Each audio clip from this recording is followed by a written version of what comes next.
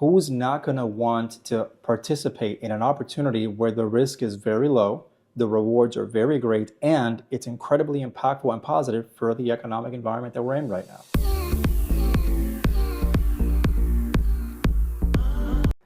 Welcome back to TinyTalk. I'm Brian Sodre. And I'm Kramer Cruz. Today we're going to be talking about how to make home ownership accessible for the average American. Brian, how are we going to do that? Kramer, first let's talk about the problem. What's going on in the housing market that doesn't allow your average middle income earner to enter into the world of home ownership? Affordable housing is a big topic. However, I've realized that in discussing that with individuals, a lot of people tie the stigma of affordable housing to poor individuals that are homeless. But that has shifted. The average income in Southwest Florida is about $70,000 a year. So I'm going to paint for you a quick picture. This individual or this household bringing in $70,000 a year, which for a lot of us used to be a decent earning salary. Sure.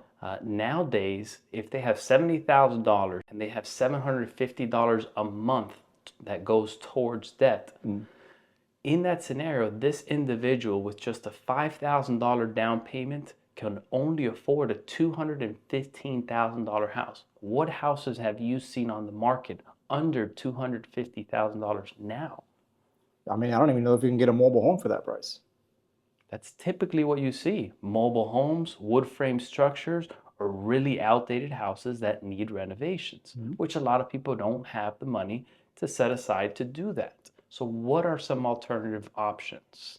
Our small footprint homes was created on the concept to allow people to enter into home ownership by providing a safe, reliable, low maintenance, and hurricane safe home at a price point that the average income earner can afford today.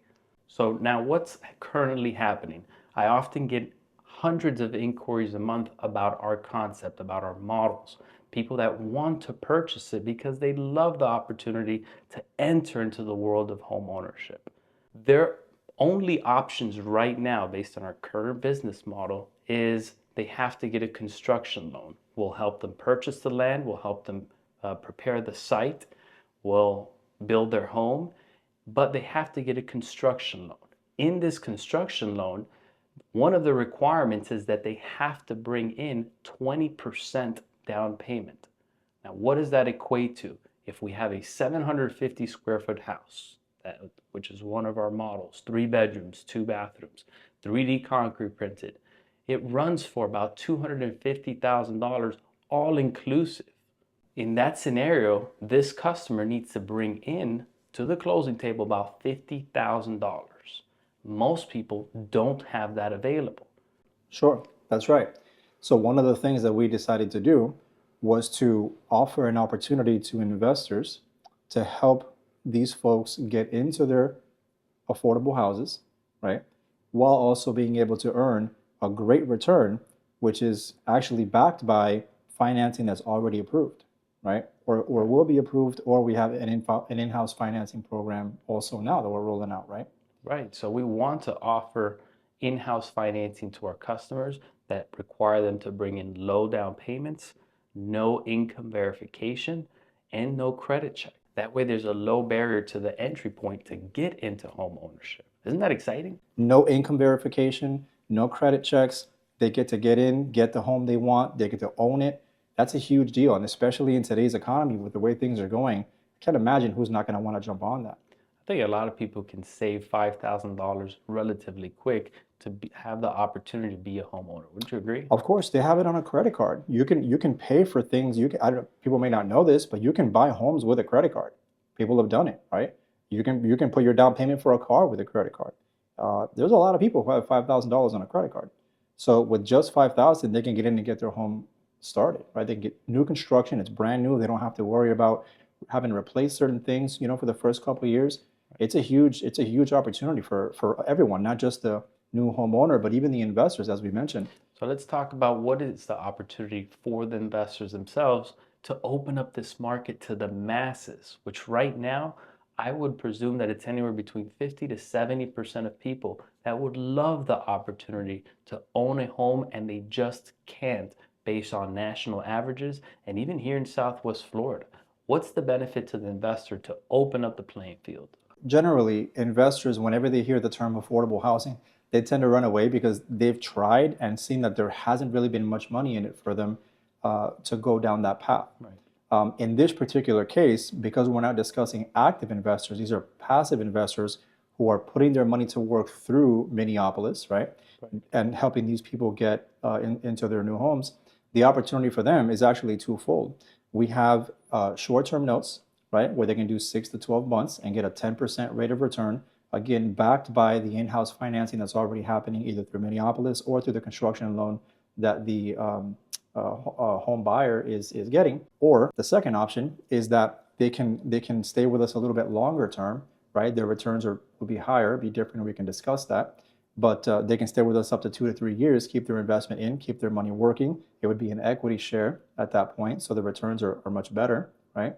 Right. And again, it's all backed by money that's already there, but because it's construction, we won't get into that now, but there's ways in which that develops, right? It's not all readily available up front.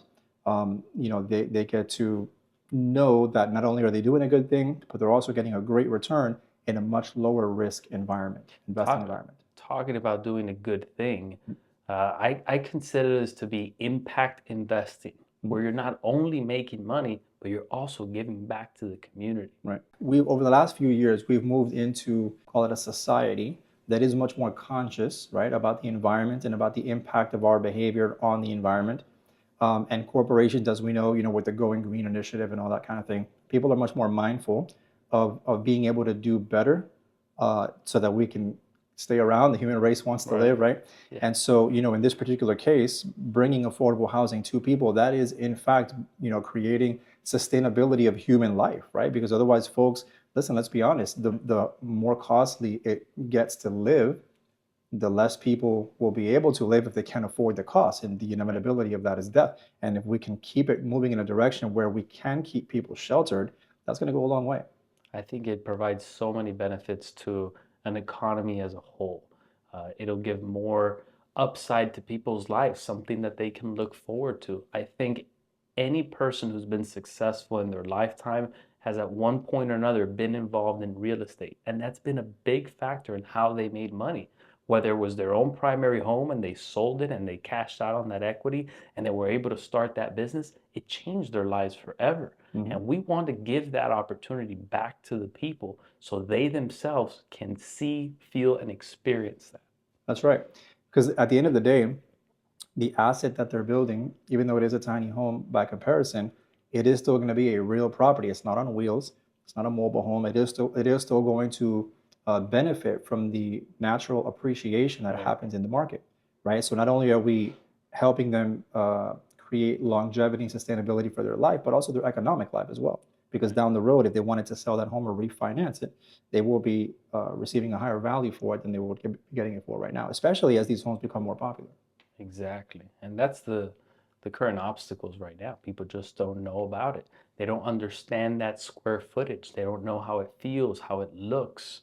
And that's what we're trying to bring awareness to, that back in the 50s and 60s, the standard home sizes was 500 to 800 square feet. You don't believe me, drive down Fort Myers, you'll see a ton of them. If they ever expanded, they added maybe an extra 250 square feet, you'll see a lot of 1,000 square foot homes as well. So it's not uncommon. It's people were raised in those houses. Families grew in these houses. It's a standard size home. It just eliminates all the nonsense. It's true. And truthfully, 3-bedroom homes weren't really that much of a thing back in the day. There's actually, if you look at the history, there was a point in time in which, because of the baby boomers and all that, and people were having more children, we needed bigger places because families were just bigger. But statistically now, families are actually getting smaller.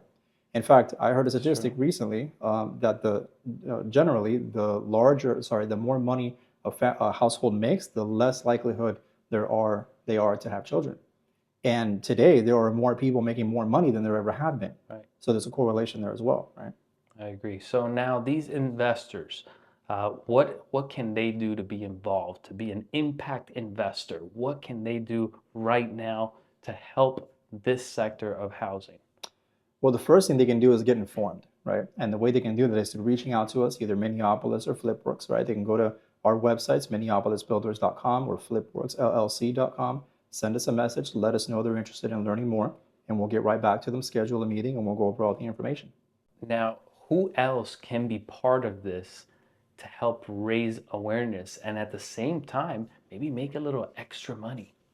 Actually, that's a great question. So Flipworks did roll out an affiliate program a couple months back, and we're having a lot of success with it, right? So an affiliate that works with Flipworks is basically like a marketer, right? They help us promote our company and what we do, and by default, what Minneapolis does. And so there is an opportunity for affiliates or folks who perhaps, and it doesn't matter, they don't need to be in the business. They could have a full-time job as a nurse or as an IT professional, or whatever it is. But if they help us promote and market our company and our cause, they can help find potential investors or even potential buyers who may want to build a house. And they can make themselves a nice little marketing fee for putting that together. And that's a great way to not only reach more people, but again, to empower through economic sustainability, giving people an opportunity to make more money without having to disrupt their life much, because really there's not a whole lot that they have to do. They just need to communicate the opportunity. And if someone expresses interest, they refer them to us, and we do what we do. And if everything pans out, then obviously they can put some extra money in their pocket. It's no secret that we need to collaborate as businesses in our local economy, in our entire economy, to be able to make success of anything. In this particular scenario, we're trying to make success of affordable housing, where that plumber who has a family of 3 needs to find or wants to own a home. This is an opportunity for that person who works at Starbucks that has been working their entire life, have a little bit of savings, but they just don't show enough income to be able to purchase their first home. That nurse that takes care of those families during tough times, they can't get into the home industry. Well, this is an opportunity for them. And through collaborations like your affiliates, like Flipworks, like Minneapolis, like the construction lenders, like all the hardworking individuals that are going to bring this into fruition, all of us are collaborating to try to solve a big problem, affordable housing. And I'm glad that together we can do that. Absolutely. Yeah, it's an exciting time. And, again, folks have been trying to figure out how they can tackle the affordable housing problem. As we know, relying on government takes quite a while. And on the private side, they just haven't seen the viability for them, the profitability for them to do it, the return. Obviously, they're always looking at cost versus reward, right? Right. In this particular case, because there is such a strong mission that Minneapolis has, right, to make a real impact, and because Flipworks is so adept at raising private capital to get projects completed, it's just a perfect synergy and the perfect time, especially even in the market with the economic environment that we're in now, for this particular opportunity to come together in such a synergistic way to be able to solve this problem and help people make more money and get into a nice home where they can raise their families. They've got a couple kids and they want a safe environment. They don't want to have to live in a rundown. Maybe they have a slum landlord where they are now. It's just it's the right time. We've seen the horrors of it all, but we're here to help solve the problem for all the right people. And I appreciate for having you today. I appreciate for you being here today. Appreciate you having me. And what now? Now you go to miniopolisbuilders.com and you go to flipworksllc.com, send us a message, and let's get talking. Let's make an impact. Awesome. Thank you, Kramer. Thanks, Brian.